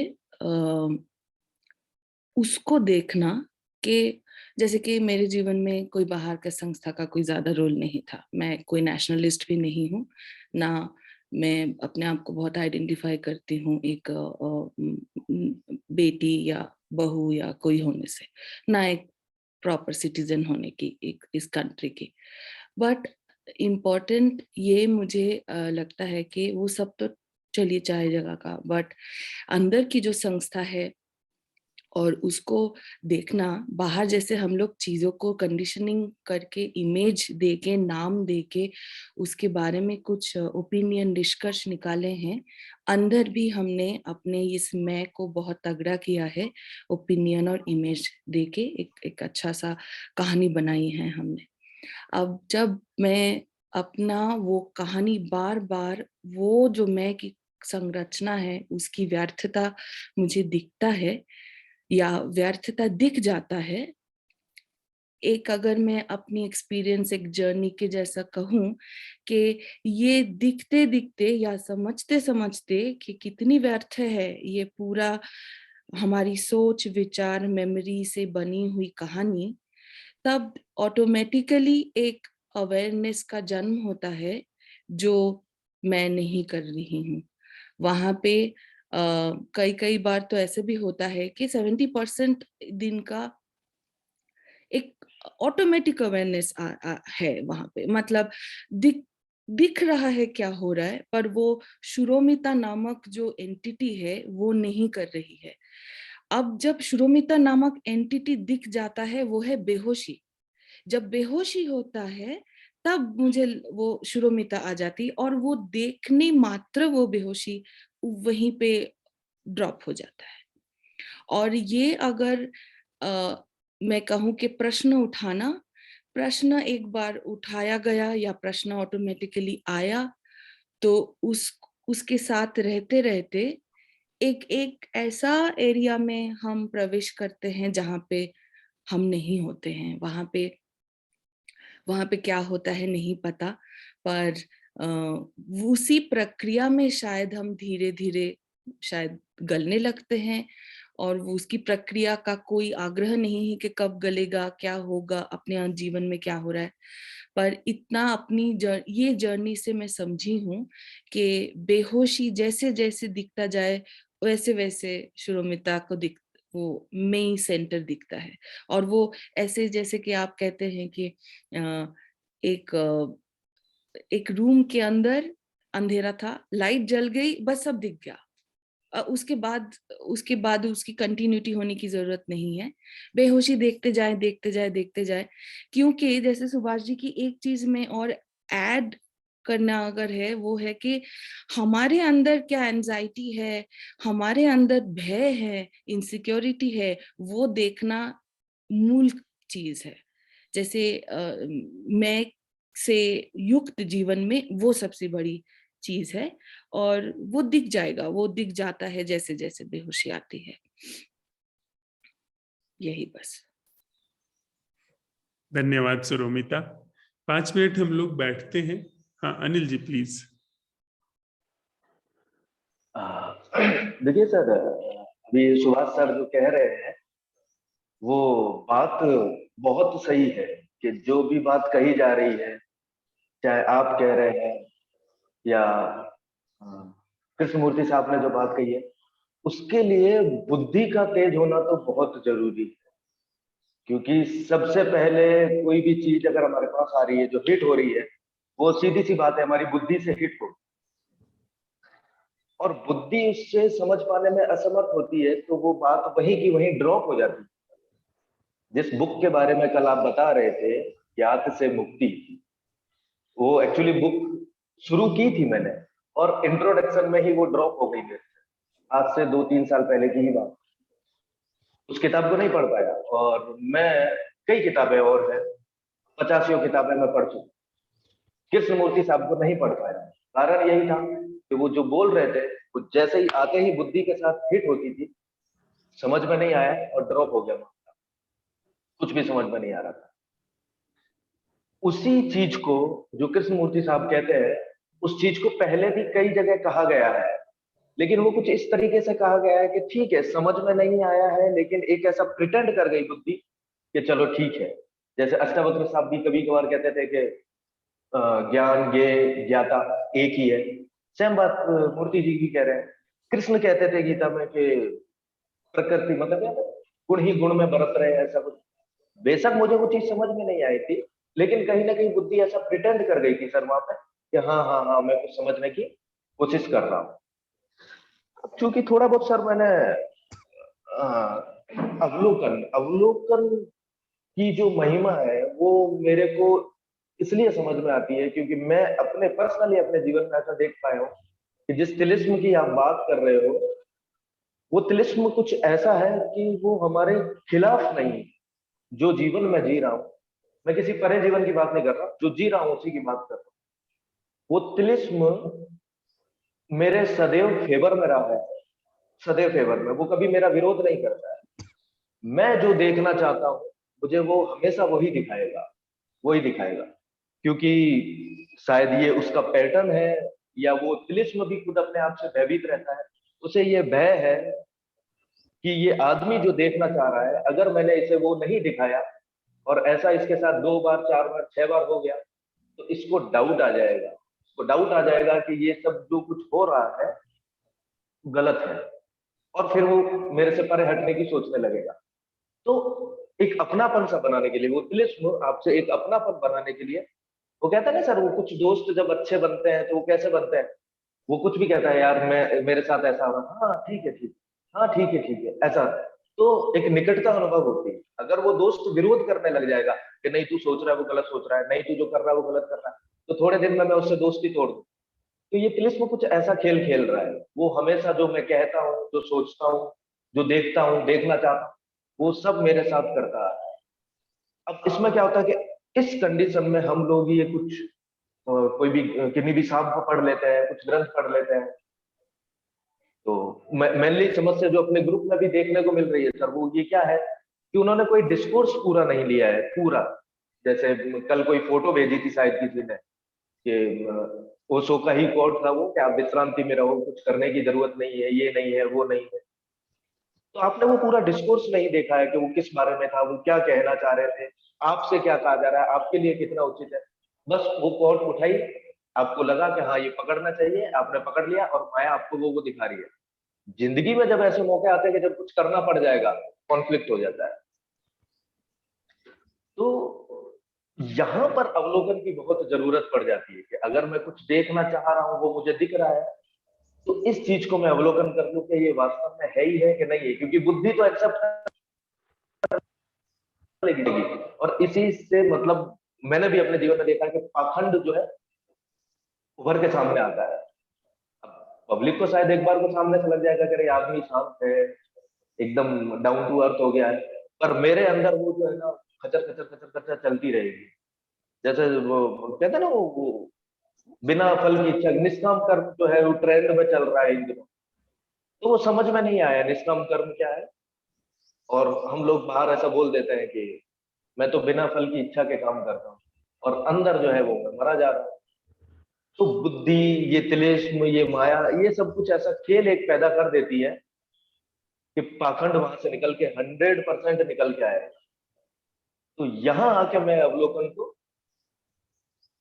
मतलब ऑटोमेटिक उसकी महिमा मेरे सामने आ जाती है कि बिना अवलोकन के आप कर नहीं पाओगे। जब तक आपको दिखना, इन द सेंस, थोड़े दिन पहले तक मैं दिखने को ये भी समझता था। मैं क्या जानता हूं, जैसे मैं आपको देख रहा हूं, मैं इसे ही दिखना कहता हूं, ठीक है सर। तो जब आप कहते थे कि उस विभाजन को देखो, वो जो विचार चल रहा है उसे देखो, तब मेरे को ये समझ में ही नहीं आता था कि यार ये देखना क्या है, आंख बंद है मेरी, मैं कैसे देखूं, इतनी बारीक चीज है जो दिखती भी नहीं है, कैसे देखना। तो धीरे धीरे धीरे धीरे चीजें समझ में आती है कि आप उनके साथ टिके रहते हो, बने रहते हो, तो आप फील कर पाते हो। आपको बोध, आपकी जानकारी नहीं, आपके बोध में वो चीज होती है कि हाँ ऐसा कुछ हो रहा है। तो धीरे धीरे आप वहां से बढ़ते जाते हो। तो अवलोकन तो बहुत जरूरी है। बुद्धि प्रारंभिक तौर पे जरूरी है कि सामने वाला क्या कह रहा है, एटलीस्ट मैं उसे समझा तो पाऊं।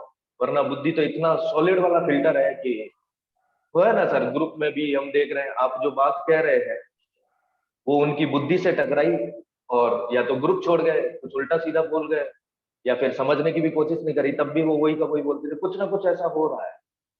तो बुद्धि की शुरुआत में है कुछ काम है, आपकी बात समझ पाऊं क्या कहना चाह रहे हैं उतना। फिर उसके बाद तो मेन रोल जो है वो अवलोकन ही प्ले करता है सर। आप देख पाओगे, अब चीजों का बोध हो पाएगा, आपके ज्ञान में वो चीज आ पाएंगी, तो फिर वहां से निकलना इजी होता है। नहीं तो लोग अहम ब्रह्मास्मि का भी दावा कर रहे हैं, हो जाता है वो दवा। जी sir. Thank you Anil. 5 minute बैठते हैं हम लोग, फिर आगे चर्चा करेंगे।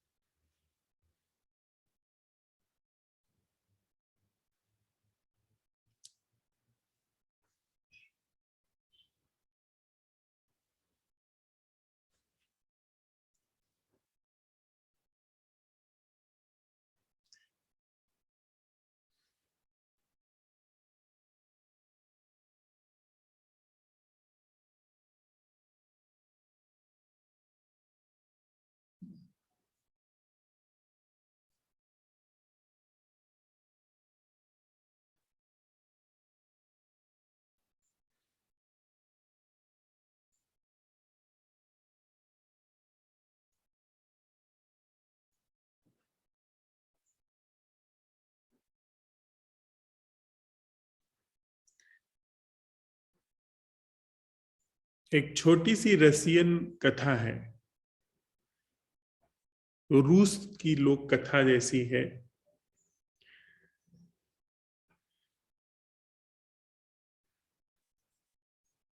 एक व्यक्ति के पास 300 गुलाम थे और उसमें वह सभी गुलामों को जो काम बताता था रोज खेत में या पशुओं के बाड़े में, वह सांझ को ही तय कर लेता था वह व्यक्ति। उन 300 गुलामों में एक गुलाम बड़ा स्मार्ट था, बड़ा चतुर था। उसे एक युक्ति सूझी अपने मालिक को प्रभावित करने की। वह रात को जहां उनको रखा जाता था वहां से चल के आता था और जा करके अपने मालिक के बेडरूम के पीछे सरक करके वहां खड़ा हो जाता था और उनकी बात सुनता था। वह जो मालिक था अपनी पत्नी से दूसरे दिन किस गुलाम से क्या काम लेना है उसकी चर्चा करता था कि कल ये काम होना है और इसमें फला फला को ये काम दिए जाने हैं। और धीरे धीरे वह जो गुलाम था सुबह जब आकर के सबको काम बांटता था तो बीच में ही वह बोल पड़ता था, मुझे पता है मालिक आप क्या काम बताने वाले। तो मालिक एक दो दिन ठिठका कि अच्छा बताओ मैं क्या बताने वाला हूं। तो हूबहू वो चूंकि रात में सुने हुए रहता था तो बता देता था। धीरे धीरे मालिक उससे बड़ा प्रभावित हो गया कि यह तो बड़ा कुशल व्यक्ति है, यह तो मेरे कहने के पहले ही सब कुछ जान जाता है कि किसको मैं क्या काम देने वाला हूं, ये तो बड़ा होशियार आदमी है। फिर उसने उसको अपना मुख्य सेवक नियुक्त कर लिया और उसको वो आकर के और बस खड़ा हो जाता था और यह उसका मुंह देख करके सबको काम बता देता था और वह काम हूबहू वही होता था जो मालिक चाहता था, क्योंकि वो पहले से उस काम को सुने रहता था। धीरे धीरे मालिक और प्रभावित हुआ उसकी चतुराई से, होशियारी से। उसने उसको सभी 300 जो गुलाम थे जिनको रहने के लिए जमीन पे सोना पड़ता था और रूखा सूखा खाना पड़ता था, उनसे निकाल कर उसने अपने बंगले में जगह दे दी। उसको एक कमरा दे दिया, एक बिस्तर दे दिया जो कि गुलामों के लिए बड़ा दुर्लभ था। और भोजन के लिए वो जो खुद शराब सेवन करता था, खुद मांस खाता था, वो ऐसी चीजें उसको परोसती और उसको अपने समान ही भोजन और रहने की सारी व्यवस्था कर ली। कुछ दिन बीते। एक दिन मालिक शाम को अपनी पत्नी के साथ, मालकिन के साथ बैठा हुआ था, अलाव सेक रहा था और शराब पीते पीते उसको मस्ती सूझी। उसने उस गुलाम को बुलाया और कहा कि अच्छा बताओ, तुम तो बड़े होशियार हो, तुम बताओ यह, आग की ओर इशारा करते हुए कहा, यह क्या है? तो उसने कहा मालिक यह आग है। तो उसको मस्ती सूझी। उसने कहा नहीं नहीं, यह आग नहीं है, यह भाप बनाने की एक युक्ति है। इससे भाप बनती है, इससे धुआं बनता है, यह एक तरकीब है, यह आग नहीं है। तो उसने कहा अच्छा मालिक। फिर तभी उसकी बिल्ली जो है, पालतू बिल्ली, सामने से तेजी से भागी। उसने पूछा अच्छा बताओ यह क्या था? तो उसने कहा मालिक यह बिल्ली, यह आपकी बिल्ली है। उसने कहा नहीं नहीं, यह बिजली की कौंध है। उसने कहा अच्छा मालिक। फिर वो जो गुलाम था घूमते हुए चला गया और बाहर देखने लगा। तो इसका मालिक मस्ती के मूड में था और फिर उसके पीछे आकर के खड़ा हुआ और सामने जो खलिहान लगा हुआ था जहां अनाज रखे हुए थे काट करके, उसकी तरफ इशारा करके बोला अच्छा बताओ वह क्या है। उसने कहा मालिक वह खलिहान है। तो उसने कहा नहीं नहीं, यह टावर है। तो गुलाम ने कहा अच्छा ठीक है, ऐसा ही है। फिर वो गुलाम थका हुआ था दिन भर का, वो जाकर के अपने कमरे के बाहर अपने जूते निकालने लगा। फिर मालिक उसके पास आया, उसने पूछा अच्छा बताओ यह क्या है। तो उसने कहा मालिक यह जूता है। तो उसने कहा नहीं नहीं, यह जूता नहीं है, यह वह चीज है जिससे तुम दिन भर इधर उधर भटकते हो, जो तुम्हें दिन भर इधर से उधर लेके जाता रहता है। तो उसने कहा अच्छा ऐसा ही होगा। फिर उसने मालिक ने अपने बेडरूम की तरफ इशारा करते हुए कहा कि वह क्या है। तो उसने कहा मालिक वह आपका बिस्तर है। तो उसने कहा नहीं, वह बिस्तर नहीं है, वह फूलों की सेज है जिस पर मैं विश्राम करता हूं, जो मुझे स्वीकार करती है। वह जीवंत सेज है फूलों की। उस गुलाम ने, उसका नाम टाम था, उसने कहा अच्छा ऐसा ही है। मालिक सोने को चला गया अपनी पत्नी के साथ और यह गुलाम भी अपने कमरे में चला गया। तभी उसकी जो पालतू बिल्ली थी मालिक की, वह आग में कूद गई गलती से और जलने लगी। जब तो उसने चीख मारी। जो गुलाम था वह चौक के बाहर आया और उसने देखा कि बिल्ली जल रही है और जलते हुए वो भागी और खलिहान की तरफ चली गई, जहां अभी खलिहान रखा हुआ था। फसल कट के आई ही थी और वह उसमें कूद गई अपने को बुझाने के लिए। उसके कूदने से वो खलिहान भी जलने लगा। तो यह जो गुलाम था यह चीखता हुआ मालिक के दरवाजे को पीटने लगा। कहा मालिक आप अपने फूलों की सेज पर से बाहर आइए और अपने इधर उधर भटकाने वाले यंत्र को पहनिए। यहाँ पर जो भाप और धुआं बनाने वाला यंत्र है, उससे बिजली की कौंध निकल करके चली गई, उसमें बिजली की कौंध पड़ गई और इसके बाद वह बिजली की कौंध जा करके आपके टावर पर जा रुकी है और सब कुछ यहाँ पर बर्बाद हो रहा है, आप बाहर आइए। ऐसे ही कहते कहते उसने कई बार पुकारा, पर मालिक उठा नहीं। मालिक ने सोचा कि मैंने उसको जो अभी बुद्धू बनाया है वही सब वो अनर्गल बक रहा है, वह बोलना सीख रहा है, वह यही सब दोहरा रहा है। मालिक सोता ही रहा। सारा खलिहान जल गया, बिल्ली तो जल ही गई। सुबह जब वह मालिक बाहर आया तो देखा सब कुछ जल करके राख था। उसने कहा कि अरे यह सब कैसे हुआ। तो उसने गुलाम ने आकर के कहा मालिक मैंने तो रात में आपको जगाया था, आपको बुलाया था, पर आपने नहीं निकले। आप निकले होते तो आपके कहने पे सब लोग आते और बुझा देते। उसने कहा तुमने मुझे कब जगाया, तुम तो वह जो रात में मैंने मजाक की थी वह दोहरा रहे थे। उसने कहा नहीं मालिक, आपने जो जिस चीज को कहा था मैंने वही दोहराया। तो उसने कहा अरे बुद्धू वह तो मजाक था। तो गुलाम ने कहा मुझे क्या पता कि वह मजाक था, आपने जो चीज जैसे कही वही मैंने मान ली और वैसा ही हुआ। मालिक बहुत नाराज हुआ।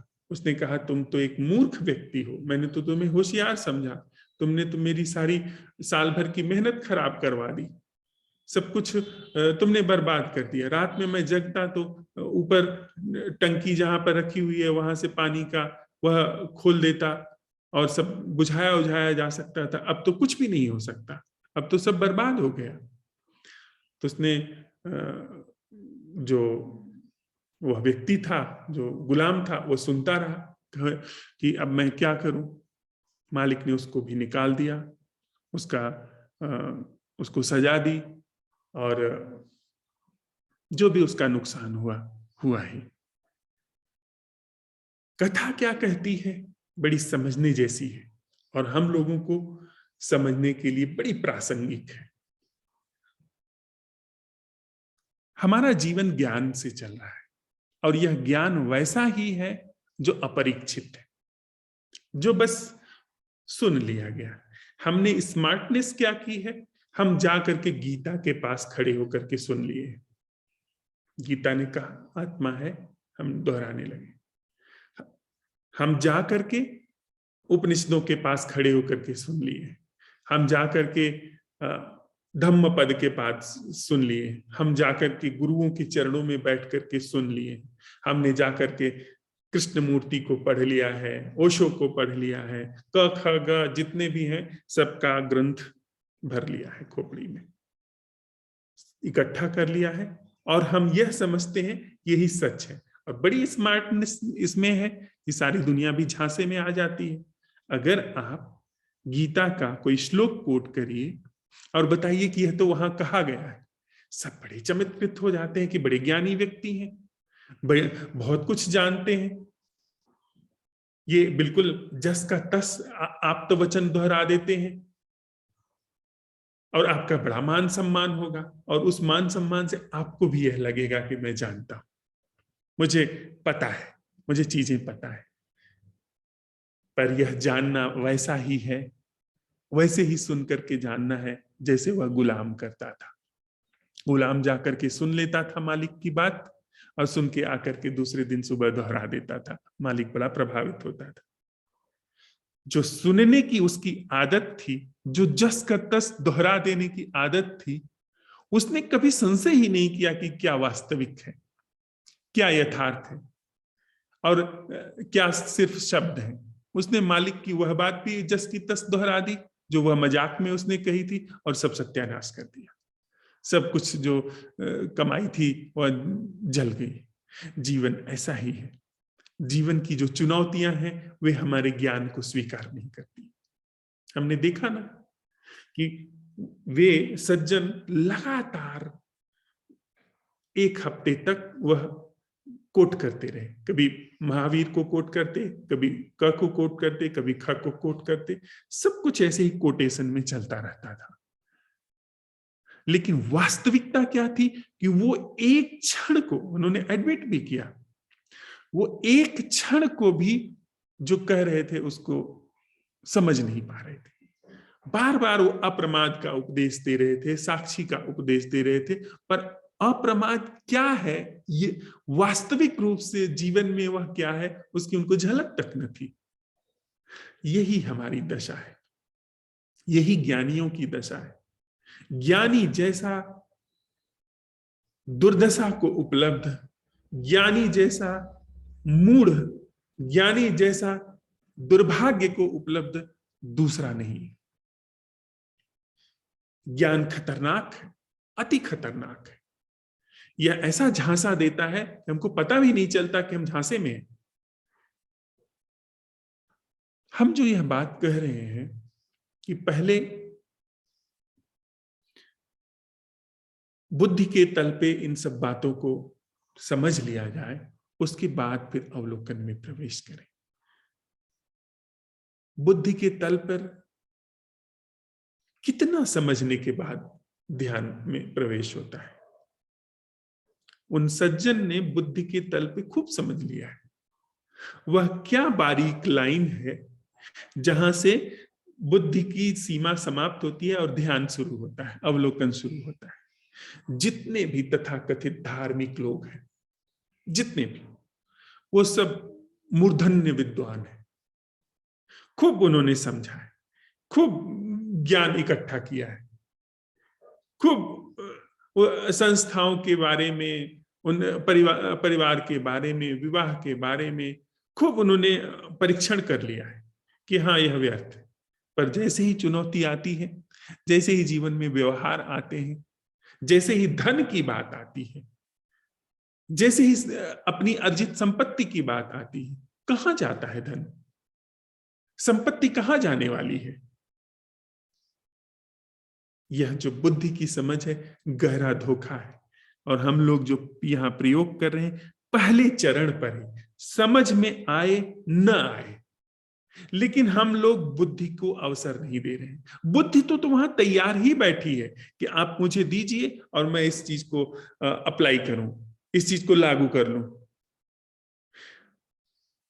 पहले चरण पे हम निश्चित रूप से संस्थाओं का खंडन कर रहे हैं, लेकिन उन संस्थाओं के खंडन में अवलोकन को लेकर के आ रहे हैं।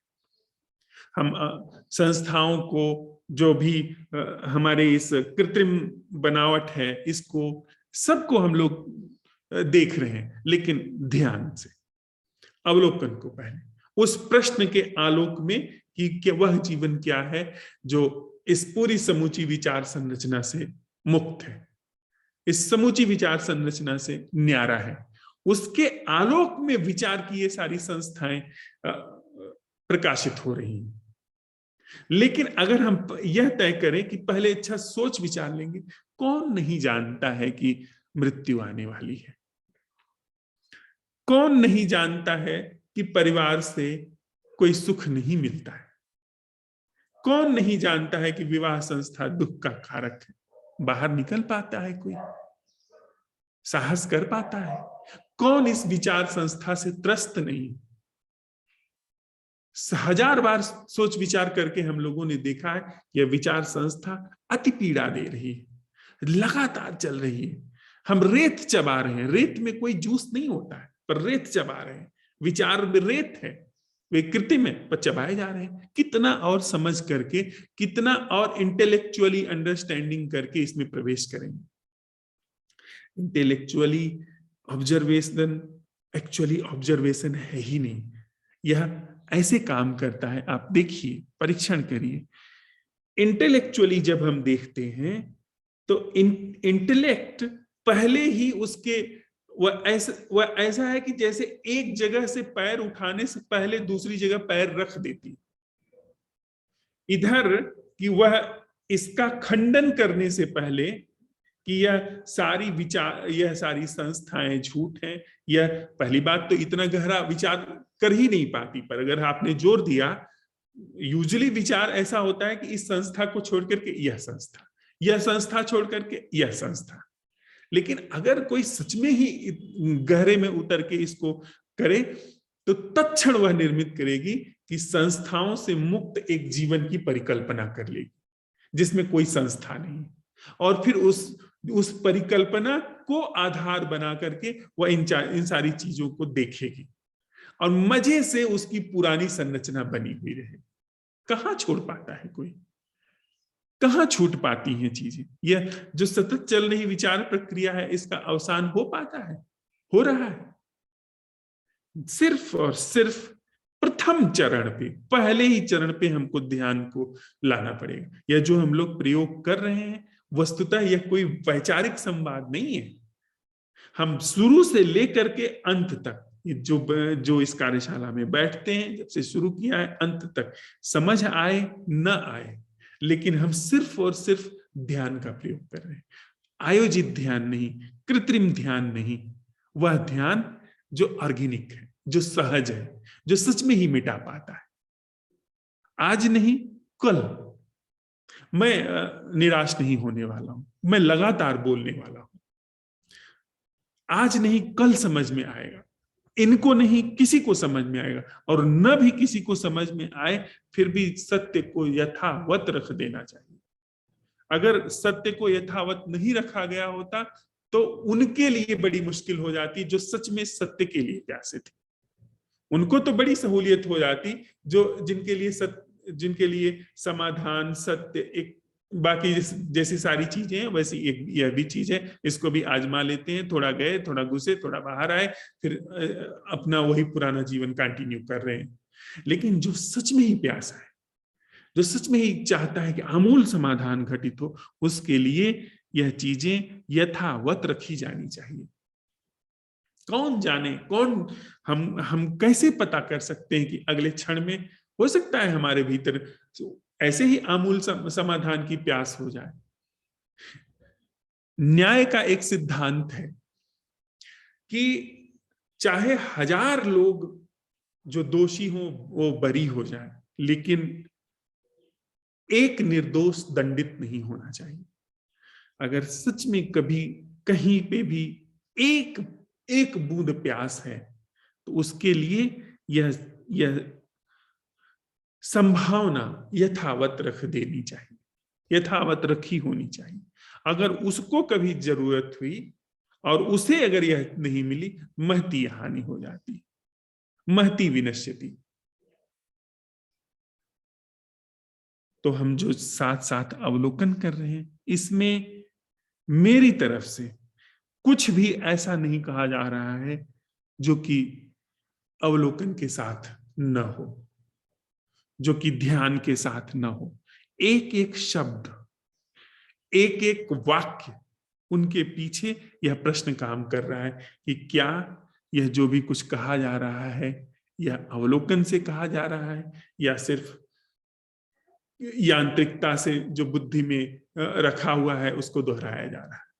हम लोग जो सुन रहे हैं, कह रहे हैं, उसमें अवलोकन अगर शामिल है तो चीजें स्पष्ट होती चली जाएंगी, तो चीजें टूटती चली जाएंगी। और अवलोकन अगर नहीं शामिल है तो अनंत युगों तक हम बौद्धिक रूप से इसका अन्वेषण करते रहें, इसका चिंतन मनन करते रहे, कुछ नहीं होगा। ये सारी जो संस्थाएं निर्मित हुई हैं ऐसे ही है, इसी तरीके से उनका निर्माण हुआ है। ये सारे जो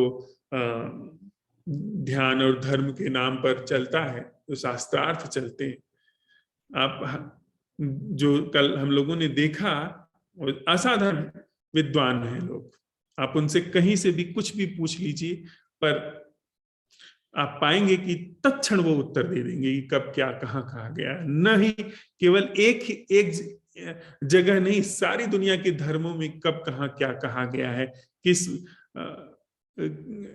श्लोक में क्या है, वो सब बता देंगे। वो एक कंप्यूटर की तरह काम करते हैं। और जीवन क्या है? जीवन वैर है। वे वैर साध रहे हैं, वैमनस्य साध रहे हैं, क्योंकि उनके ज्ञान को क्वेश्चन कर दिया गया है। वे महीनों से वैर साध रहे हैं कि किस तरीके से यहां पर मात दी जाए। यह ज्ञान, इतना बड़ा ज्ञान लेकर के वैर का साधना, यह क्या ज्ञान पर प्रश्न नहीं उठा रहा है? इतना सुनने के बाद, इतना समझने के बाद, फिर आकर के अंत में उसी जगह पे कि चिढ़ना, उद्विग्न हो जाना, ये सब क्या संकेत करता है? कि ध्यान पर काम नहीं हो रहा है, होश पर काम नहीं हो रहा है। तो हम सब साथ साथ चलते हुए आज इस जिस जगह तक, जिस अवलोकन तक पहुंचे हैं, एक आज नए तरीके से इस प्रश्न को लेते हैं। यह जो भी कुछ चल रहा है, हमारे अंदर एक संकेत आ रहा है कि हमको इसको लगातार यह चलता रहेगा। हमने प्रश्न उठाया है, वह जीवन क्या है जो मैं से मुक्त है, उसके आलोक में मैं से युक्त जीवन जो है वह दिखाई पड़ना शुरू हो गया है। फिर हमारे भीतर यह सवाल आता है, मतलब यह सुझाव आता है कि अब इस प्रश्न को मुझे बार बार उठाते रहना है ऑर्गेनिक रूप से, और इसके आलोक में जो भी कुछ दिखाई पड़ रहा है उसको देखते रहना है। तो फिर हमको एक समय का एक सहारा मिल रहा है। आज एक नया प्रयोग करते हैं हम यह प्रश्न उठाते हैं कि वह जीवन क्या है जो मैं से मुक्त है। उस प्रश्न के आलोक में यह जो मैं से युक्त जीवन है, इसका समूल अंत, इसका समूल अवलोकन या समूल अंत क्या बिना समय के हो सकता है? बिना समय में प्रवेश के। क्योंकि देखिए, भीतर एक यह सुझाव आया होगा या भीतर एक टेंडेंसी बन गई होगी कि अब इस प्रश्न के आलोक में हमको देखते रहना है, खुद को बनाए रखना है। तो उस पर हम प्रश्न उठा रहे हैं कि क्या ऐसा संभव है कि मैं से युक्त यह जो जीवन है, चाहे जितनी अचेतन तल की गहराई लिए हो, क्या यह यांत्रिकता, यह बनावटीपन, यह भ्रम का जीवन समूल रूप से, आत्यंतिक रूप से, बिना समय लिए अंत हो सकता है क्या? बिना एक पल का समय लिए। इसका मतलब यह नहीं कि अभी हो जाए, अभी आप कहेंगे यह भी एक समय है, और कहेंगे अब हम धीरे धीरे इसको करेंगे, यह भी एक समय है।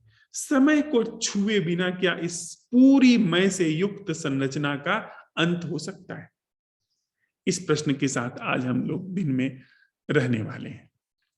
फिर से मैं दोहरा दूं कि मैंने यह जो प्रश्न उठाया है कि वह जीवन क्या है जो मैं से मुक्त है, उस प्रश्न के आलोक में जो मेरा यह जीवन, जो मैं से युक्त जीवन दिखाई पड़ रहा है, यह जीवन समूल रूप से बिना समय लगाए क्या अंत होता है?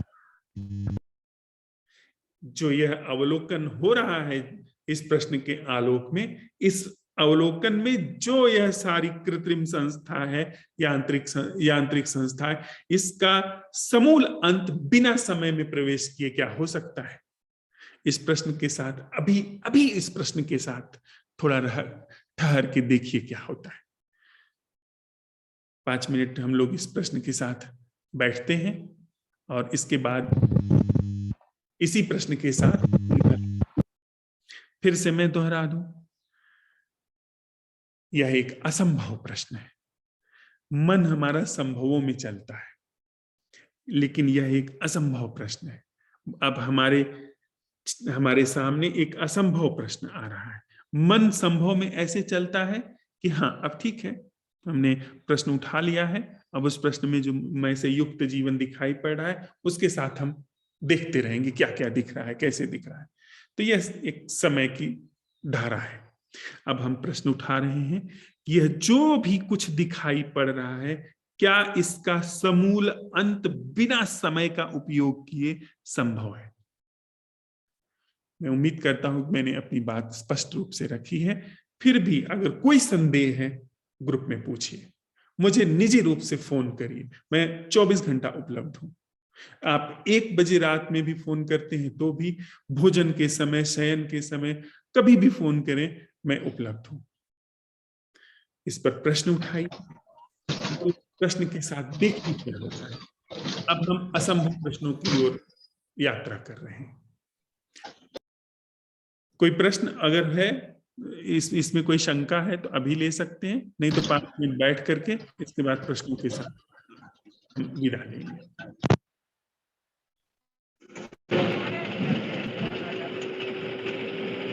हेलो। हाँ, बोलो।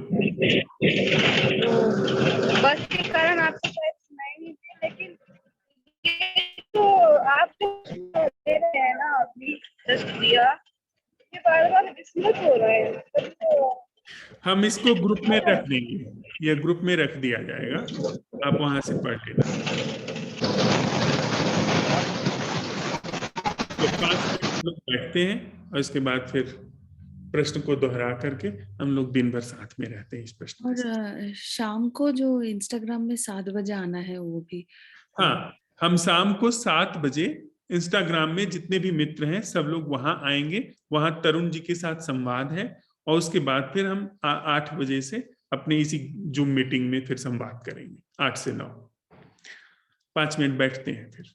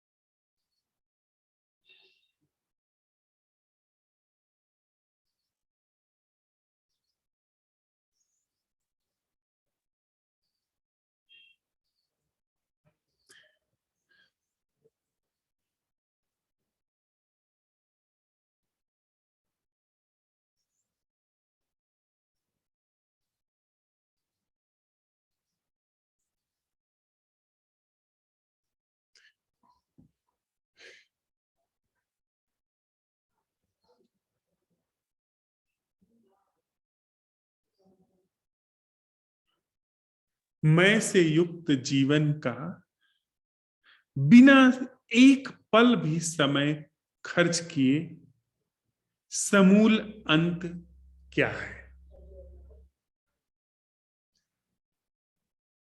मैं से युक्त जीवन का बिना एक पल खर्च किए समूल अंत क्या है?